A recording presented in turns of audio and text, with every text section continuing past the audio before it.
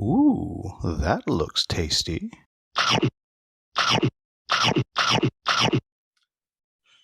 Welcome, folks, to The Hungry Gamer is back with the first episode of Dialing It In with Dani and Don. Very excited, Don. Thank you for that. You're already behind Dani there with the excitement level. I'm Dani. That's Don. Wow, you're falling further behind. And so what this is, well, we don't know exactly what this is, but the idea is we are going to be talking about things that are live on crowdfunding. And at the time of recording, it's going to have at least 10 days or 12 days left in the campaign, maybe more. So when this gets out, you have a chance to kind of go check it out. Now, you're probably sick of me, so I'm not going to be doing a lot of commenting or talking or anything like that. This is about Dani, who is one of the powers behind my digital overlord Sovranti. And then we have Don, who is a local game designer of soon to be delivered backyard chickens. And if you look over his left shoulder, you can see it kind of right there. And yeah, so we're just going to talk about some games that I've picked this week. And when we do the next one, we'll have some guests pick the games that they're interested in hearing them talk about. And we'll be doing GameFound and Kickstarter. And we're going to see where it goes. So please leave, if you're watching the video of this, please leave your comments about where you think this should go. What would have been better if we did whatever. And we will start doing that. But before we kind of jump in, Don, you want to give us any of your opening thoughts? What are your thoughts on all of this that I dragged you into doing? Yeah, I think, first of all, I think I'm just here for the alliteration. Other than that, I don't know what qualifies me to be telling people what I think about Kickstarter projects. Other than that, I have backed far too many. I don't have a count for you, but I've backed quite a few. How many have shown up at your door in, we'll say, the last 4 weeks or so? Oh, it's been a quiet period, maybe two in the last 4 weeks. And what is a not quiet period? A couple of weeks sometimes. For like a month, like you'll have that flood of Kickstarters you've been waiting on, and then they all come at once, which is why nothing gets played. So I've backed a lot of games, which is maybe why I'm here.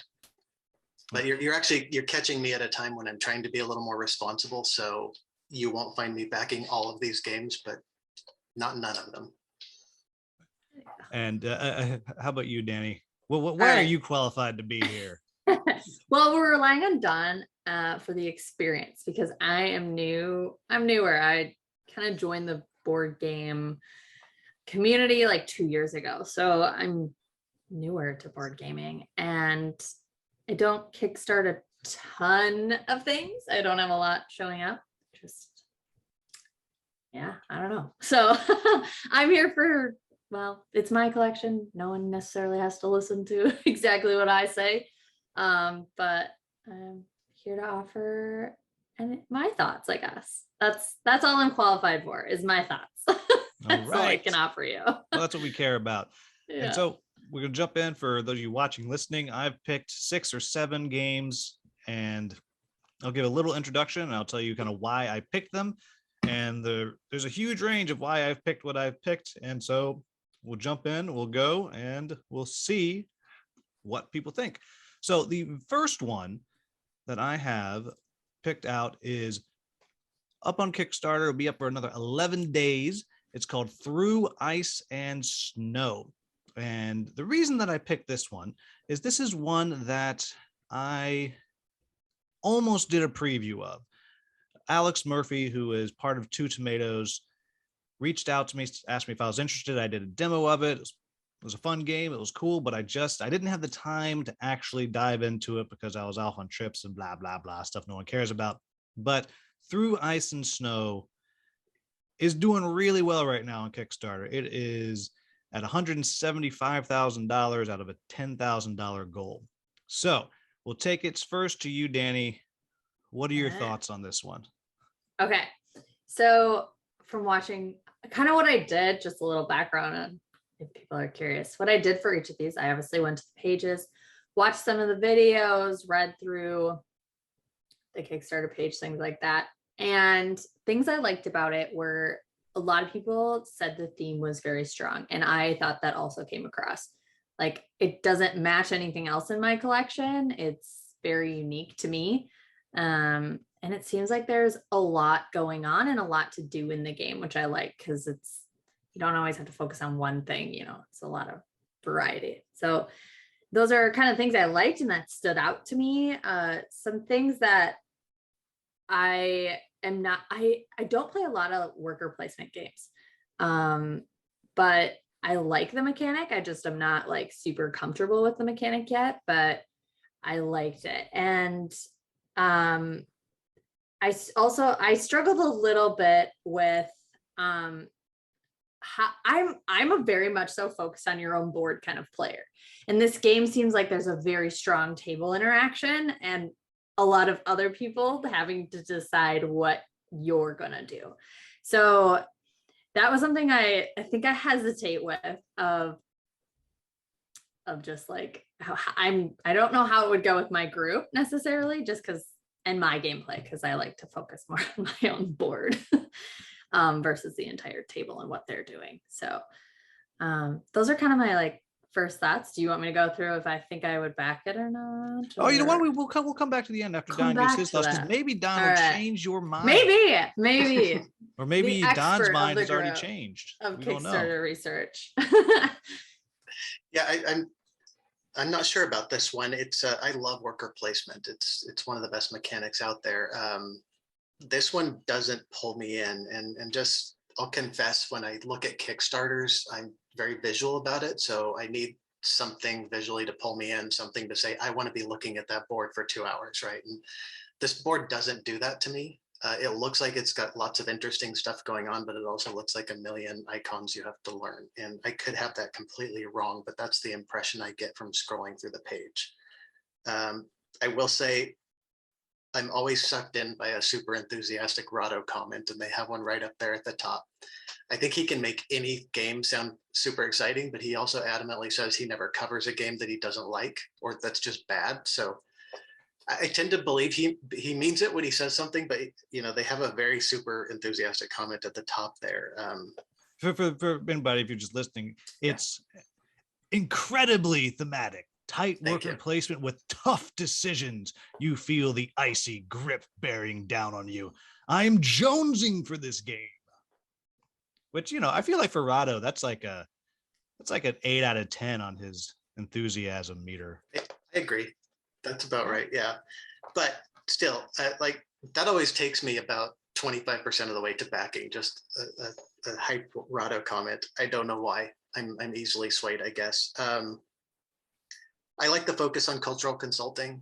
There's a lot of discussion around that these days, and they brought in Inuit experts and, really focused on, getting the culture well represented and all of that. And that's really impressive.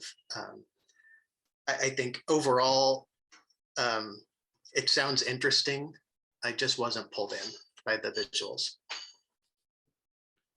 And I'll say, I watched the video at the top. I did not watch any how to plays or playthroughs or anything like that. So I did, for all of these projects, I focused on their page and their cover video just to see how that swayed me. All right. So sounds like we're both kind of lukewarm on this one, but what do you think? Are you going to click the remind me? You're going to back it? You're going to say, Will, see if you can get a review copy? Are you just going to be like, nah, I'm out? I don't think that helps Dani very much. She's very far away. She can come visit. She can come to Don. There you go. Travels across the country to play this game. Play one game and then go back. Right. And then I'm leaving. I'll say, so my son, Adrian, and co-designer on Backyard Chickens, is a staunch vegetarian. And at 33 seconds in the cover video for this project, they show a card with 5 polar bears, and then there are 4 gunshots and 4 of them disappear. And I was out at that point. Like, this game's not going to get played at our house because it's about killing polar bears, which I'm sure is not, a huge focus of the game, but just that turned me off right there. Well, there is the part where you do have to go hunting, and I don't remember, you got to eat stuff, and I believe you also turned them into, clothes. And, And I don't think like just having hunting in a game doesn't necessarily turn him off. You know, he loves Fleet the Dice game, and that's all about catching fish. You know, we just say we're taking them to the aquarium. But I don't know, just that gunshot thing turned me off, and like it would have taken a lot to bring me back. So no, I'm not backing this one at this time. I'd be interested to play it at some point.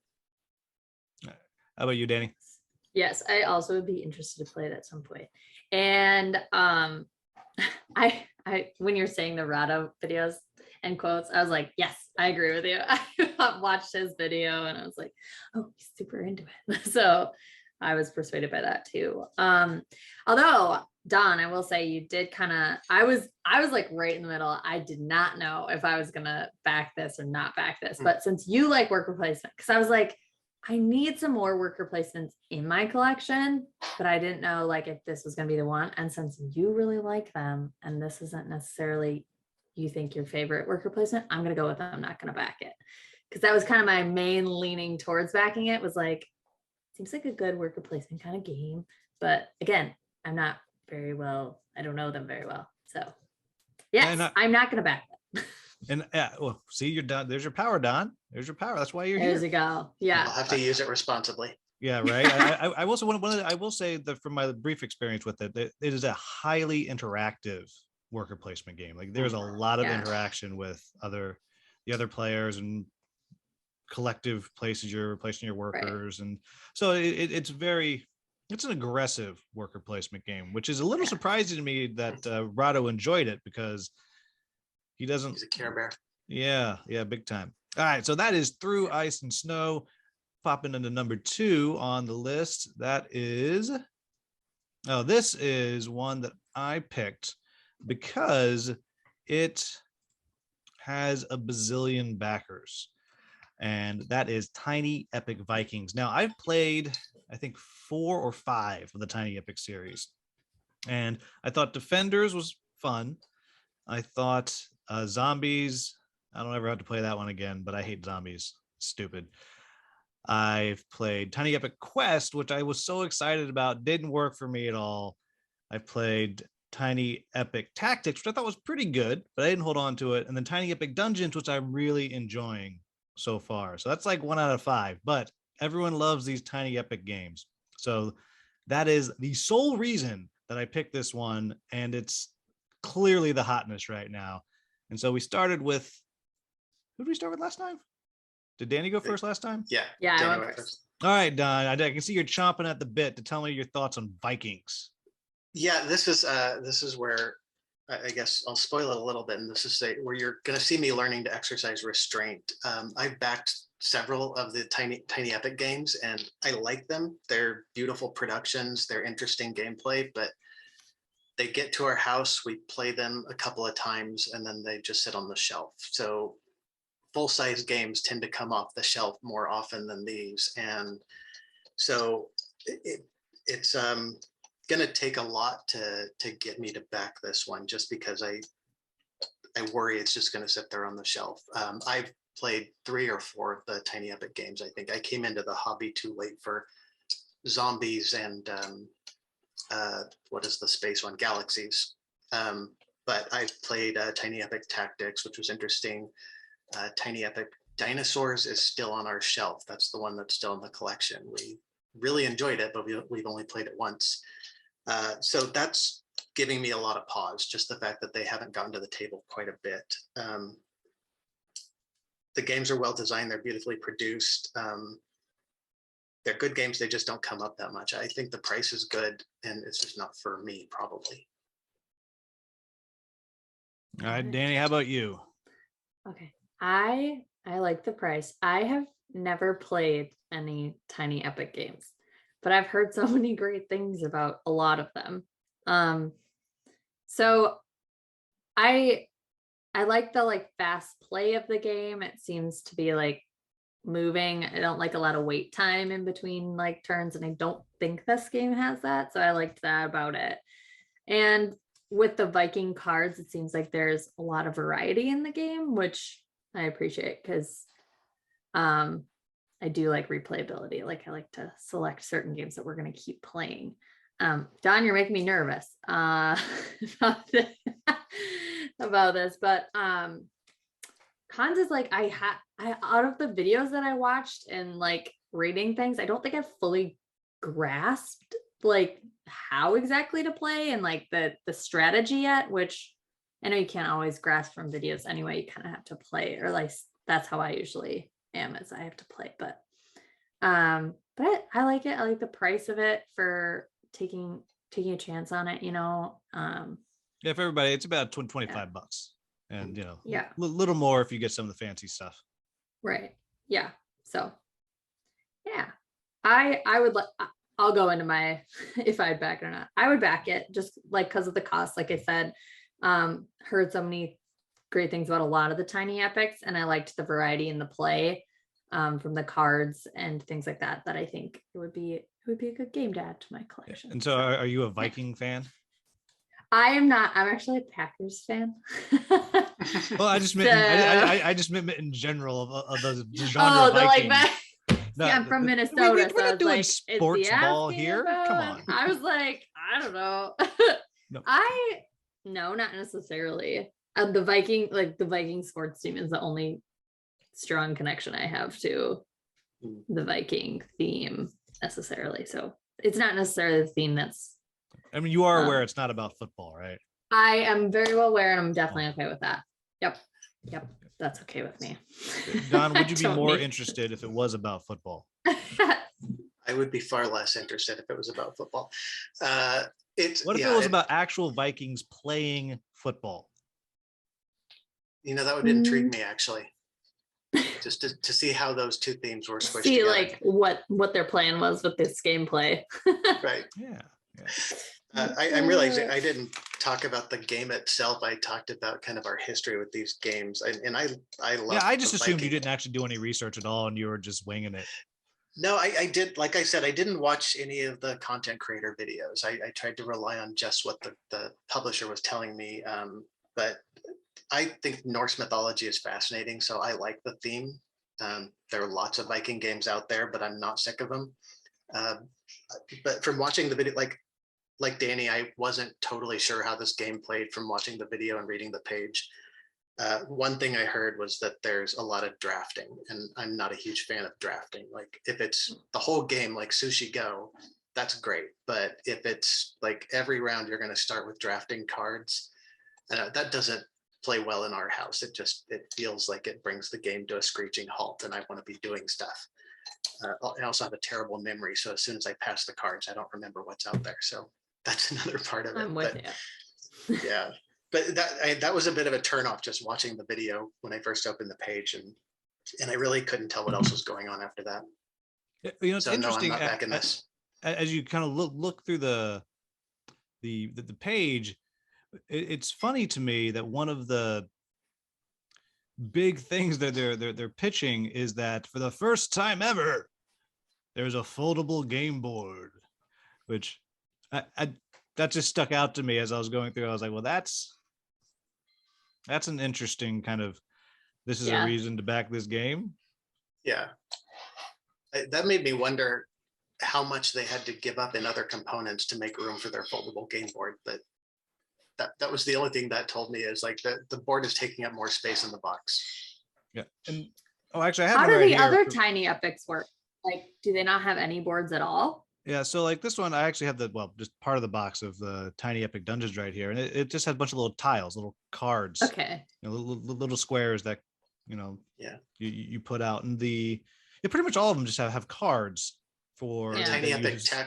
Tactics was the most interesting one because the box became the play area. You know, it had smaller boxes inside, and you took them out, and you kind of built the play area with the main box, and that was really interesting. Cool. Yeah, and you just kind of battled it out. But all right, so we got probably gonna back from Dani. Don is exhibiting restraint and not backing this time. But have you clicked the remind me button, Don? No, I have not. Wow, that's a big step for you, Don.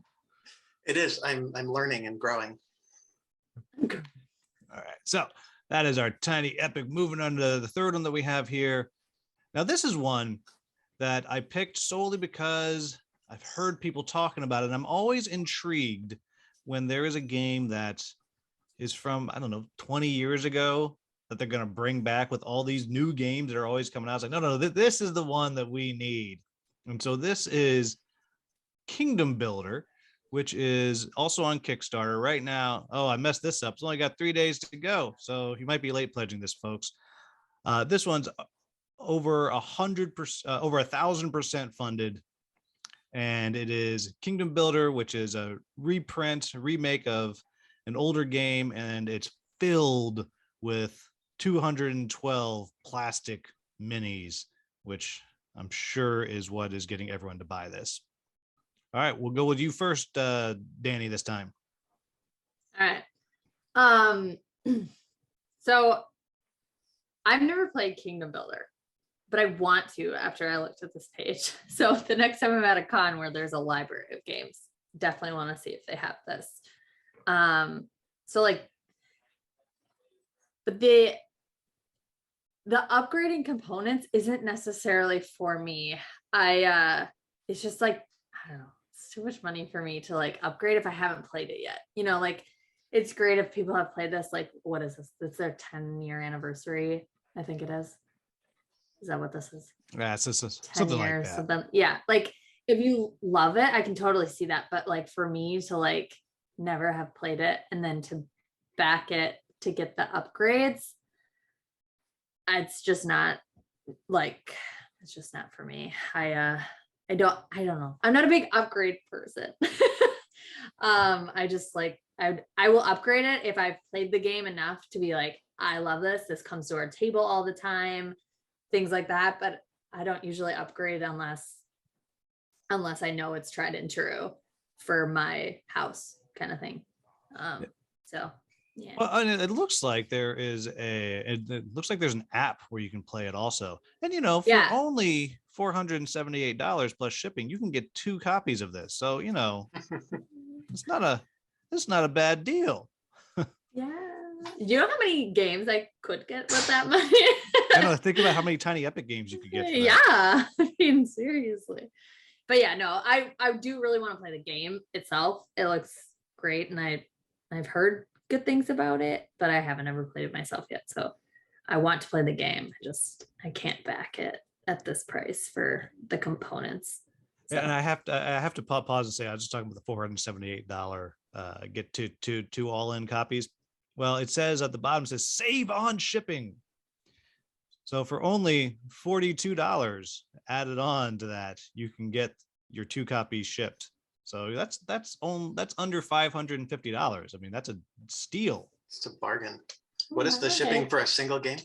The shipping for just one is let's see, that would be $32 for just one, $22 for just the Kingdom Builder upgrade kit, and for just the starter kit, I'm not sure what the starter kit is just $7.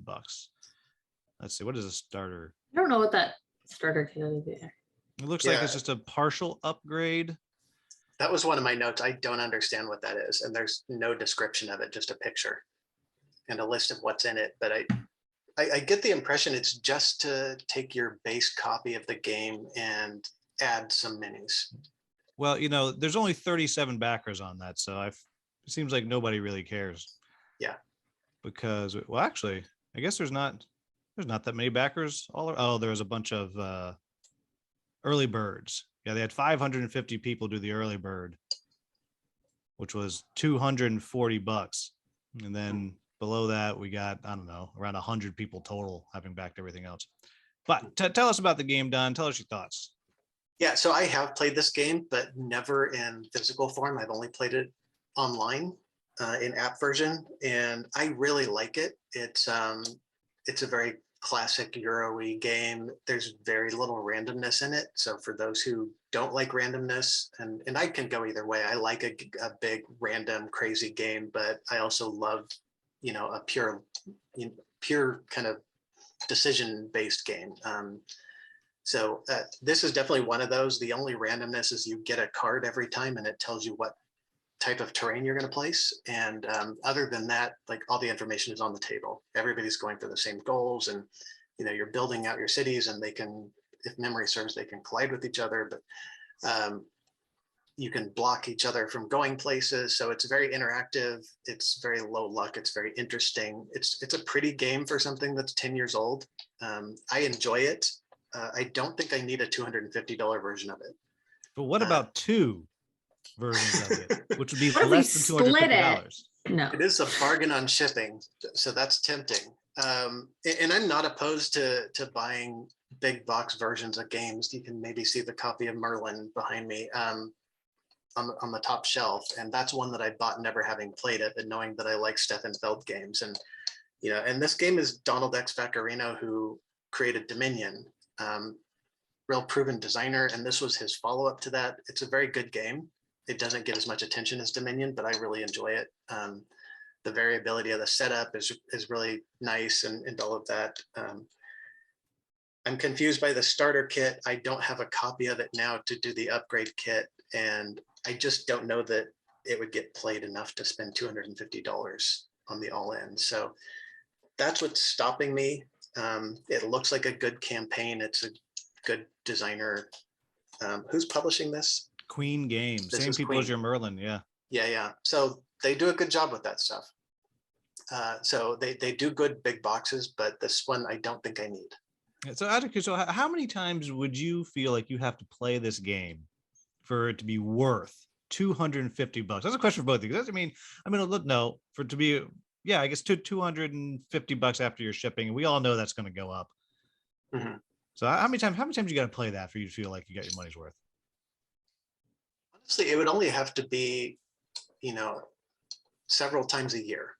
It wouldn't have to be every month, but it would have to come off the shelf routinely to be worth that. And that's maybe not what I would have said a couple of years ago. I was just excited to buy stuff, but this is another time where I'm feeling the need to restrain myself and not go for this. How about you, Dani? Well, before even like, are you asking like before I even back it, or you mean like Yeah, I to mean, make just it for you to feel like it's worth $250. Like, that's a lot of. I have a few games that are a couple $100. I've played them a lot, and a couple of them, maybe I shouldn't have backed, but boy, let me tell you, I made a point to play those games. I would say, like, with the size of my collection, like I don't have a big variety, so I would say She has 9 games. Everyone, you can see them behind her.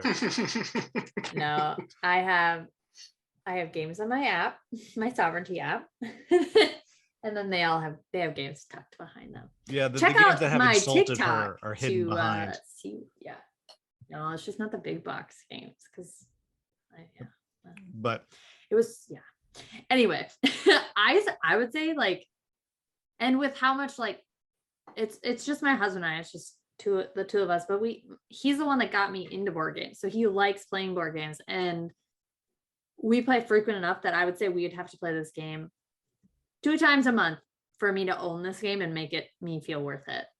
Like, that's a lot. I know. Yeah. I don't like, I don't know. I'm also like kind of a frugal shopper in general, like in life. So something's got to really be worth it to me. No, so $250 on it. Yeah. Now, are either of you hitting the remind me button? I am not. No, I'm not. Oh, Don said no. That face said he's gonna. No, I've looked at it. I know what it is, and I don't think I need to pay the price for what it is. I'm also we're kind of bursting at the seams here on our shelf space, so that's a lot of space to take up. Well, and I'll say so to Don's discredit, last time I was over there, I went through and I identified a whole bunch of games. I was like, you could sell this. You could sell this. Yeah. Will likes to randomly pick picked games on my shelf and tell me I should sell them. Yeah. Apparently, I picked all the games that were like everyone in his family's favorite. We're not selling that one. Right. I didn't stand by it. They would have sold. That's all I'm saying. Yeah. All right. Well, so we are really 0 for 3 right now. All right, let's see if this next one is of interest. Now, this one I feel like might have a little more pull for for y'all here. Don may already have an earlier copy of this. This is Ra from 25th Century Games. It is a classic Reiner Knizia. Many people say this is the greatest auction game of all time. I've played it once or twice, and it's fun. Though to be fair, I don't know how many auction games I've actually played that I can think about, but reprint Ra from 25th Century Games right now on Game Found. They got $333,000 with 4,500 backers, 10 days to go still. And Don, I believe you're up first this time. Yeah, so this is Reiner Knizia. I love Reiner Knizia. He's a brilliant designer. I have not played nearly enough of his games, and I've not played this one. So no, I don't own an older copy of this. I have probably 7 or 8 Knizia games on my shelf and really enjoy them. Auction is another mechanic that I don't love in games, but I do enjoy it when it's the core of the game. You know, it's another one that, like, when it's thrown into a game where you're doing a bunch of other stuff, it's another one that kind of brings the game to a halt, and I don't enjoy that. But like you said, and it says it right there on the Kickstarter page, this is considered the best auction game of all time. So I'm super intrigued by that. I'm also a fan of 25th Century Games. I think their production value is really good. I think they are choosing good titles to put out. I haven't played all of their collection, obviously, but I have On the Rocks and Tutankhamun, another Knizia game, Kingswood, which I really like. They also published Three Sisters, which is an amazing roll and write, which is right behind you there. So all of them good quality games. So I have a lot of faith in that the production quality is going to be good. And honestly, I want to play this game, and this feels like a gap in my gaming experience because people talk about it so much. Dani, how you feeling? All right, similar to Don. I also like 25th Century Games. I say hi to them every time I'm at a convention. Very nice people. And I hope they respond, "Hi, Dan." Like, "Oh yeah, hi, nice to meet you." Who is that? No, Chad's a very nice guy. He would know. Yeah. So hi, Chad. Hope you're watching. I have never played this game before either, so it's completely new to me. I've heard a lot of great things from, I think Chris from the Charity Board Gamer talked about it. The art, I really like the art. It's beautiful to me. It's very intriguing. So I really like that part. And I love the scoring for each player. So like, I know auction is like a really big part of this game, but like what caught my eye was like how you have your own player board and then you like score in a variety of different ways. I like a variety in my scoring. I don't like one way to score something. I like Planet Unknown, you know, like where there's like so many options of ways you can get points. I like that kind of gameplay. So I like when you collect different things, you can get different points in different ways. So I liked that. And then I really haven't I played a bidding game once, and it was just a part of the game. It wasn't like only bidding. I think it was Coliseum. There's like a small portion of bidding in it. So I don't have a lot of bidding mechanics in my collection, so I liked it for that purpose, because like it's a different type of game and not feeling like you're playing the same game, you know, just with different whatever. So I like that it's unique to my collection. I am curious though about how it plays with 2 players, like, and the bidding, like, does it just become like, I don't know, do I just get the next one, and like, versus like a multiplayer, like 5 players, I could see how that's like a lot more people are going to want it. But since, like I said, it's usually just my husband and I playing games together, we sometimes have more people could join us. But so I always think about 2-player and how it would play that way. Not like super concerned about it, but I thought about it. So yeah. And you know, it's people wonder, is it Ian O'Toole, who apparently does all the art, is the artist for the reprint here. All right. And everything he does is fantastic. I like it. Yeah, this is my favorite one that he's done recently. I've been like, oh, I really like that one. But so what's the verdict?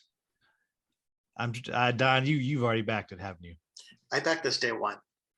Yeah, I saw the announcement. I backed it. I think I actually had the reminder set before it launched. So yeah, I backed Tutankhamun sight unseen. I'd never played it, and I was really happy with the gameplay and the production quality. Of course, I backed the deluxe version of this.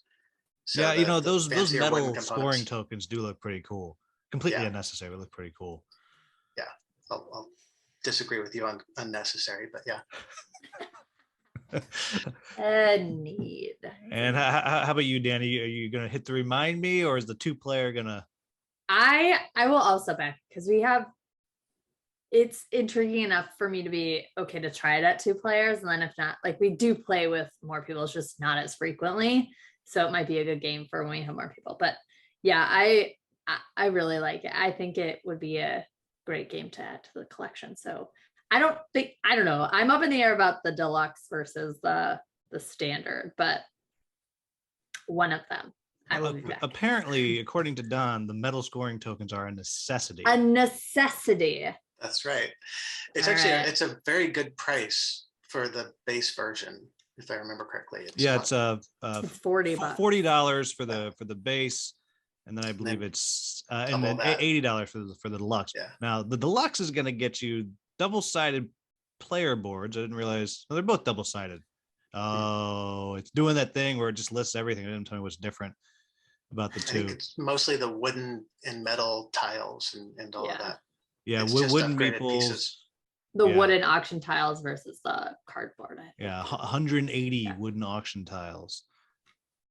And is there more of them? There might be more of them too. Oh, and 80 metal point tablets plus a bag. That's a lot.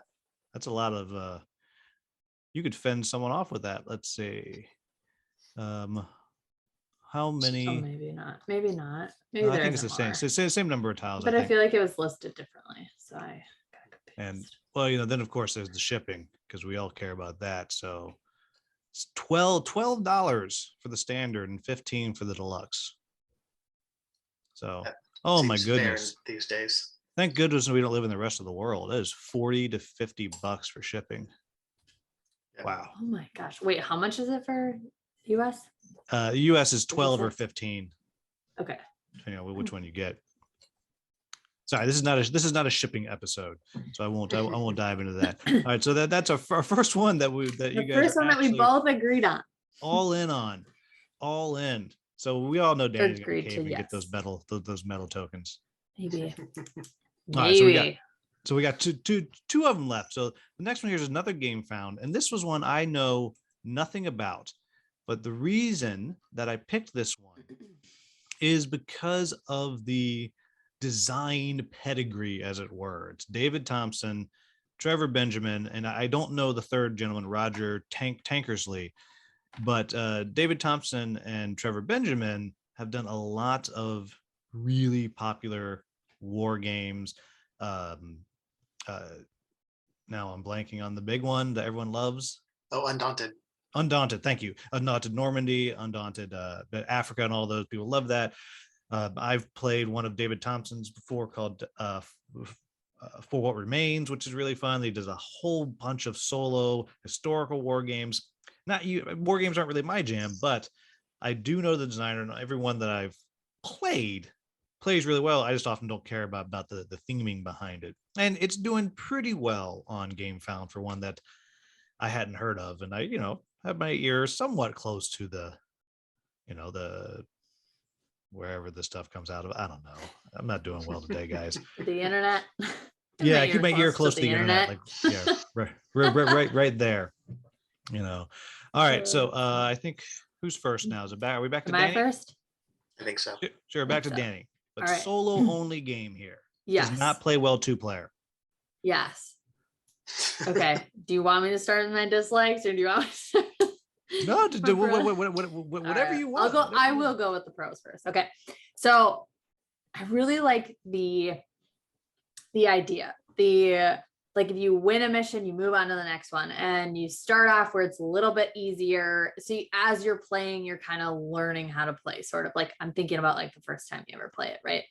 I liked that. I like that you kind of grow into it. It's deck building, right? I think so. Like you draw more. I think so. Yeah.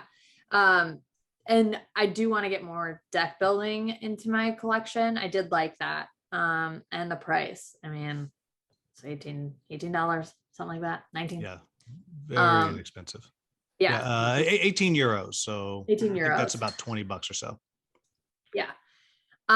However, the one player just isn't for my house. Like we never really solo play. Like I solo play Planet Unknown, and that's probably my only game I solo play, because if I'm ever playing something, he wants to play with me. So it's like, it's just not, it's not going to get played. It's my guess.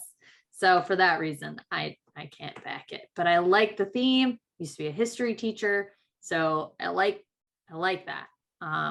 But in terms of games being on our shelves and wanting them to be played, this one won't be making it home.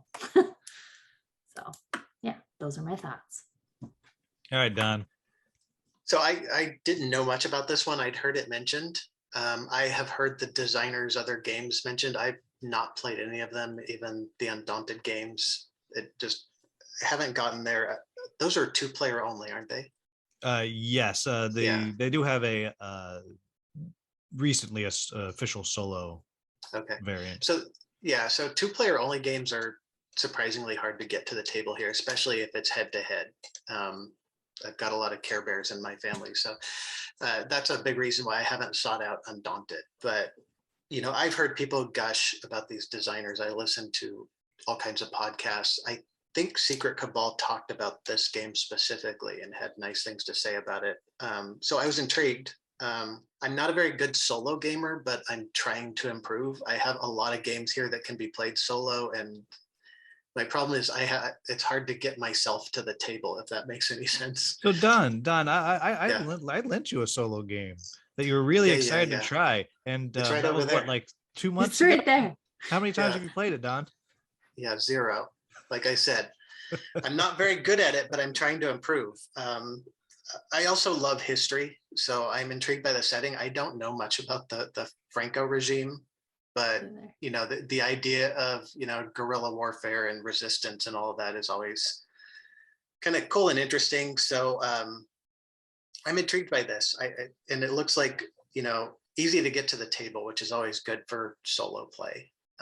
And, you know, there are times when, you know, if there are 2 of you, you can play a solo game together. I haven't done a lot of that, but we have a Coffee Roaster here, which is an excellent bag builder solo game. And Adrian and I have sat down and just made the decisions together on that one. And that can be fun. Not a lot, but occasionally. So yeah, I'm really intrigued by this, and the art looks good. The gameplay looks really interesting. Yeah, so I also am a pretty big history fan. I was, you know, studied it in college and all that, but I always stay away from historical games. I've said this before and other things, just because I feel weird about it. You know, like I don't want to be the Nazis. Like, what if I win? Ew. Or what if I'm not the Nazis and I lose? Good job. Like, it just I always feel kind of skeezy, but you know, the further they go from something that I have any knowledge of, the more tempting it is. But so Danny's clearly not backing this. Don, how about you? I backed this while getting ready for this recording. Oh, so yeah, I'm super intrigued by it. I want to try it out. Good. That means I don't have to back it. I can just come borrow yours that you're not going to play. There you go. All right, we got one left. We have one left, and this one. Now, this one I threw on at, you know, as you can see, at the very last minute. And this one is on Kickstarter. It just funded, I think, last night. It is at $20,581 out of the $20,000 goal. This is called Warline. Now, I put this one on there because the designer, publisher had reached out, wanted to know if I would cover it. And I didn't have really the time, but I did say, I could do a playthrough with him. And so we did a playthrough and I really enjoyed it. It is a fun game. It reminds me of a game that Don, you and I have played several times, Dice Command, but just with, and I love Dice Command, just with a little more crunch to it and, factions and stuff. So I enjoyed it. And so I threw it on there at the end and would see what you, and I cannot imagine this is up either of your alleys, but I tossed it on there anyway, because I'm trying to make sure that we're always covering a wide range of stuff. And I think Dani's up first again. What? I think. Or is Don? I think up I first? am. Don. Come on. Okay, Don. Yeah. All right. Oh, relax, Don. It's okay. It's okay. We're fair here. You can have your turn. So trying to think how to say it. This is the kind of Kickstarter page that really upsets me, because I could not figure out what happens in this game. And it's a very long Kickstarter page as you scroll through, but it's got kind of all the things that bother me in a Kickstarter page. There's a wall of text. There's some graphics, but they don't really tell you what's going on. There's a lot of cheerleading on the page without explanation of the game. It's great. It's amazing. It's the first thing that's ever done this kind of comments, but I couldn't understand what was happening in the game. I found the video at the top really confusing and melodramatic, and it looks really intriguing, but from the Kickstarter page, I got as much information as if I walked past people playing it on a table and glanced at it. And it may just be me. It may be my lack of, a focused attention span that I couldn't pull more information out of it. I saw the word sandbox in there. I love sandbox games, but I couldn't tell how it was a sandbox game. There are a lot of made up words and misspelled words in this game, and that turned me off. I don't think just spelling magic, MAJIK, makes the game better. I mean, to be fair, I do spell Don with some J's in there. Well, yeah, if that's you. And I am far more fun for it. Thank you. I know it looks really intriguing. Those dice look really, really cool. I just don't know what they do. Yeah, and and apparently those dice are going to be 1 inch by 1 inch by 1 inch. Wow, that's kind of cool. But you're right. Yeah, I think it might be on there somewhere where it actually tells you. But I would not know that if the designer did not tell me that. Yeah. So I think, I'm frustrated by the Kickstarter page is my biggest impression of this game. I couldn't understand what was happening in the game. It kind of felt like there's a lot of jargon in the game, like game specific jargon in it. So you have to learn a whole new vocabulary to play the game. I could be wrong about that, but that's kind of the feeling that I got from it. I'm going to stop there. How about you, Dani? All right, quick education moment. What is a sandbox game? It's basically a game where it doesn't dictate where you have to go on the map. You can wander around, You can pick different actions. There's a great game called Western Legends where you each play a famous, cowboy or other figure from the Old West, and you can decide which way you're going to go. You can decide different strategies to take and that sort of thing. Nice. Thank you.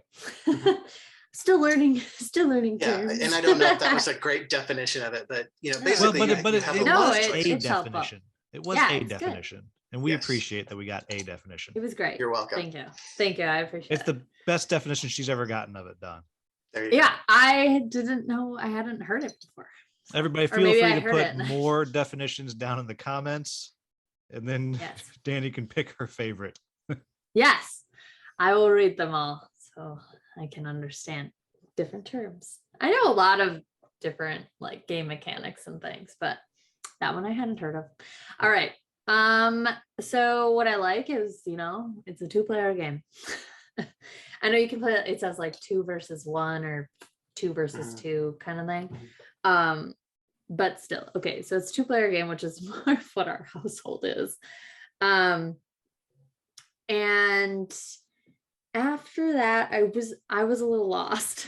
I watched I think 30 to 45 minutes of videos trying to wrap my head around it. And I just think it's just one I have to play to understand. But So yeah, I'm just not sure how to grasp the strategy and the like. It helped to watch those videos, but I still personally haven't wrapped my head around it. Um, I like how you like kind of choose how you set it up, which is that the sandbox thing or no? That's I think that's part Part of the of it? sandbox. Yeah. I think it's you like combined with the setting up the board, for each other's person's side, then combined Yeah. with there's 3 different ways to win, and yeah. the strategies are different. I believe that's kind of the sandbox, I think. Yeah, so I like that where it might be adding some replayability to it, but I also worry like if you play with the same person, is it going to end up being the same game? Like I know you have like different dice, and like that means I don't know. This one I still like I said, still trying to. For anybody who's just listening, but anyway, yeah. To this, if this may not be a podcast at all, but for anybody who is just listening, if you are, the hand motion that we got there showed more confusion at what is happening than anything I've seen in my life, and it was just chef's kiss perfect. You're welcome. What can I say? Anyway, okay, just all back to what I would need to play this game before I decide to buy it. Like, I can't wrap my head fully around if I like it or not. I like that it's a 2-player game, but other than that, I definitely would want to play it before I would make like a decision on it. So therefore, I won't be kickstarting backing it. But if it's at a con or something, like definitely be interested to try it out and see what it's like. So yeah. And Don, I'm assuming you didn't even hit remind me. No, I did not. And oh, I love how sad he sounds about that. I feel bad, putting the page down and all of that. It's clearly very much a passion project, and I'm sure there's a good game in there. I just couldn't understand what it was, and so. Well, and it could be it was the 6th one I was reviewing for this, but so it came at the end, which doesn't help. But no, I've not hit remind me. I'd be interested to play it sometime at a con or something, but yeah. Yeah. So and I think that's part of what why I put it on here is it is a little bit of, because I legitimately know that it is fun. Mm-hmm. I played it first. I'd never even heard of it, but when you look at the page, it is hard to figure out what is going on. And I'm thrilled that the designer's name is Justin. I'm thrilled that he's funded. It's the 3rd time he's put this up on Kickstarter. Oh, wow. But the page really does matter, because sometimes it's really hard to figure out what the heck is going on, and it's not the simplest of games. There's a lot of stuff going on. Like I picked it up quickly, but that's because it has a lot of similarities strategically to Dice Command. So Don, you'd probably pick it up pretty quickly, but otherwise, it's a lot to work through. But apparently we're done. We got through them all. There's only one game that both of you agree on are going to back. Another one that Don has backed, and a bunch that you weren't impressed by and you feel bad about, which is good. Or they weren't right for me. There you go. Yeah. Yeah. Let's look at it that way. Just not right for us, but doesn't mean it's not right for someone else. Which is kind of what we're doing. So everybody who is watching here, clearly this is the first episode that we've done this, and we're figuring out exactly where we're going with it. I really appreciate having both your thoughts, because you're far more eloquent about it than me. I'm just like, I like it, I don't like it, is usually where I go. That's usually my internal dialogue when I decide whether to back a project. You've just made me say more here. Yeah, well, but for you, it's just usually I like it, and yeah, most of the time, yeah. But so everybody, please leave your comments down below of how you think we can improve the formatting of this, because we are open to all of it. This is hopefully the first of many, assuming Dani and Don still talk to me after this. And I'm going to try to start getting people in to pick the games for us and keep putting it out, so it's not just my ideas. We'll get a whole wide variety of stuff, and hopefully make Dani and Don keep spending money. And you got to leave us with your thoughts. I don't know what it means, but Don, give us your thoughts as you're going away and to enjoy the rest of your Sunday. I'd be interested to hear where we're wrong in the comments. Try to convince us to back the games we didn't, or join us in backing the ones we did.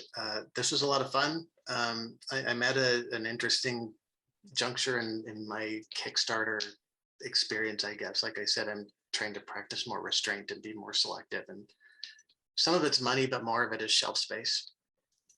Well, yeah, I can come help you pick some games to sell, Don. Yeah, we can do it. Apparently all the ones that your family want to play. That's right. Yeah.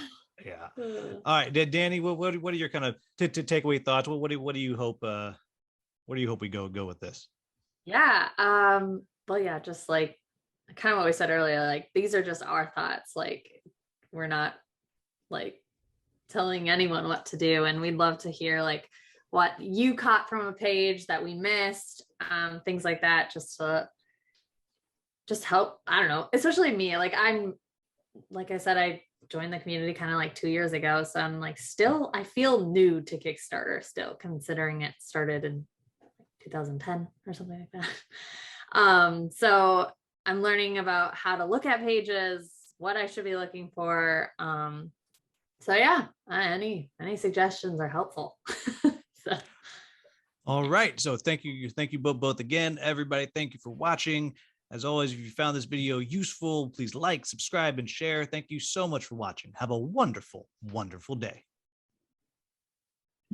Bye. His room is great. He actually had a whole convention in his room in February. It was like 4 or 5 people, but we called it a convention. Hey, I have a badge. Where are you located? I have a badge. There was a publisher there. There was media there. There were badges. Wow. Perfect. There was a buffet. I don't understand how this is different from any other convention. Exactly. Just scale. Scale. Good luck. Did we play a prototype too? Yeah. Seems like we did. Yeah, we played Andromeda's Edge. Did. We played Andromeda's Edge.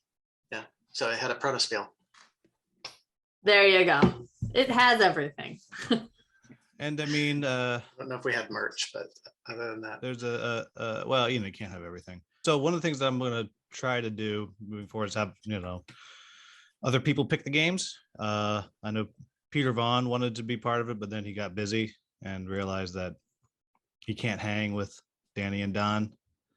So he didn't do it. Doesn't realize what he's missing. Yeah, that's right. You picked an interesting mix. Yeah.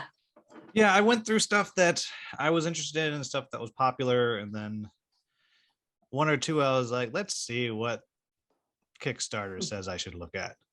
So I'm very excited, Don. I have no idea what our format is. I don't either. Nobody knows what the format is.